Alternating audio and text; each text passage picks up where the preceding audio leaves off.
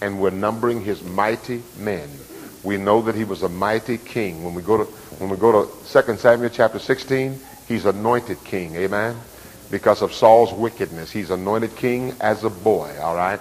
And then chapter 17, there's a situation with a guy by the name of Goliath, 9-foot Philistine, who's challenging the Israelites, and this boy takes the giant out with a slingshot. Amen.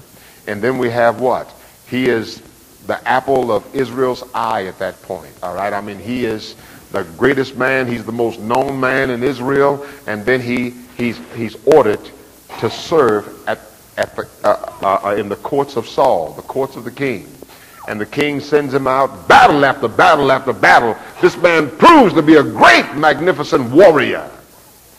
And Saul doesn't realize that God has already given David his spirit, and that David is already acting and being trained to be king in Israel. And so this is God's providence working in David's life.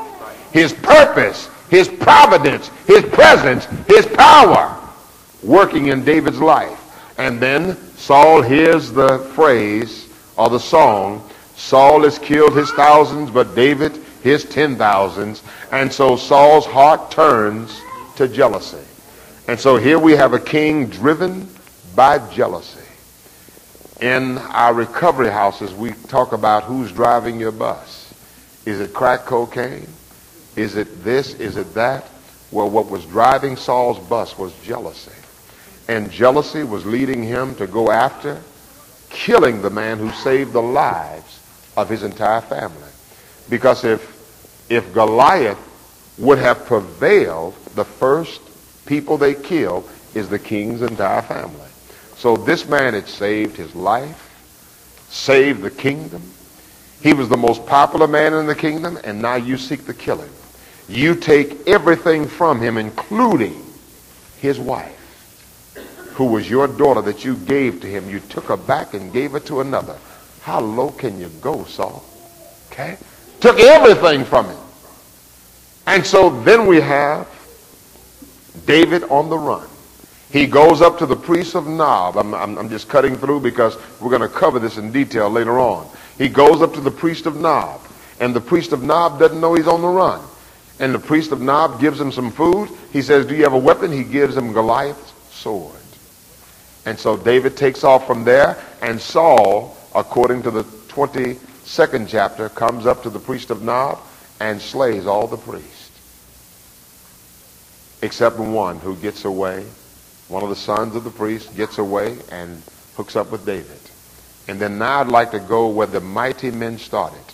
Let's look at chapter 22, and I'd like for Jonathan to read that aloud for me, please. Chapter 22, verse 1. Yeah. This is where the mighty men began. And David spake unto the Lord the words of this song in the day that the Lord had delivered him out of the hand of all his enemies and out of the hand of Saul. And he said, the Lord is my rock and my The Lord is my rock and my fortress. Now, folks, how do you act when you lose everything? That's a question, folks. All right? You've done nothing but right, nothing but good, and jealousy is driving this person. How do you defend against jealousy? How do you know jealousy is coming upon someone close to you, close enough to hurt you? We're going to talk about that another time, folks, because there's really no defense against jealousy. All you can do is not let it change you. You see that? The jealous person that's trying their best to destroy and run you down, you can't afford to start running them down and start trying to destroy them. David, in training to be king, God sought that he go to the wilderness. John the Baptist, he sought that he go to the wilderness. Jesus, his only begotten son, he saw that after baptism, he went to a wilderness. You see that? And many times after you come out of the watery grave of baptism, you go home to a wilderness. Amen. Amen. You go to work to a wilderness. Amen.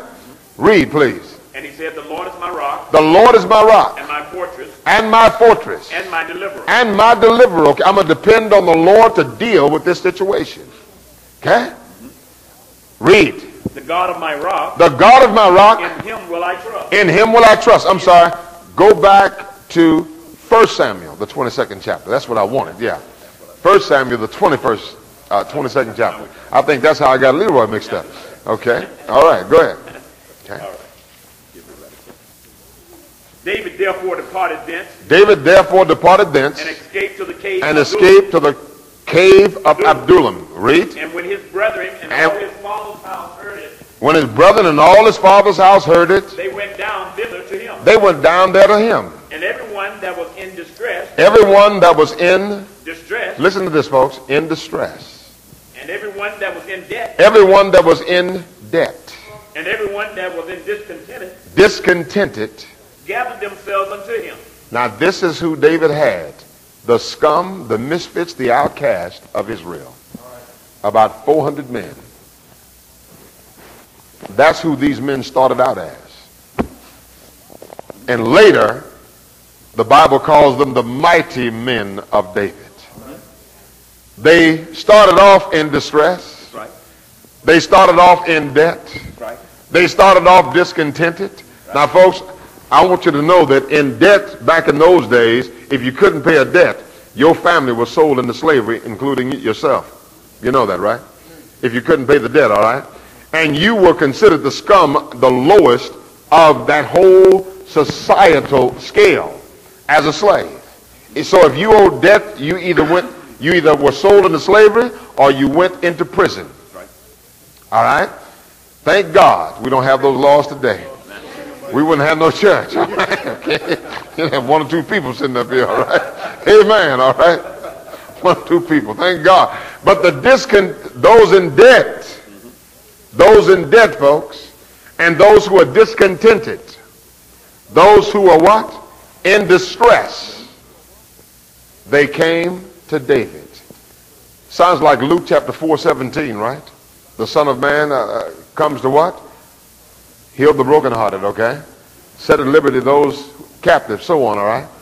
Okay, the worst of the worst come to Jesus. The worst of the worst come to David here. This is the setting, folks. This is where they start. David is on the run. Man after God's own heart.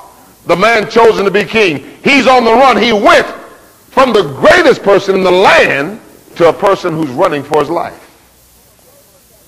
He went from a person that everybody knew and everybody praised and everybody, when they saw him, said, "What would you like, sir? You're the mighty one of Israel, the great one of God."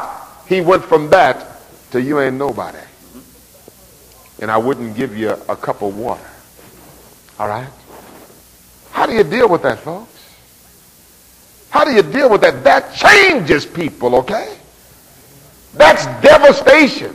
Especially when you don't have a reason why. It's only jealousy. I didn't do anything to end up here, but I'm here. That's where David started. That's where some of the men started.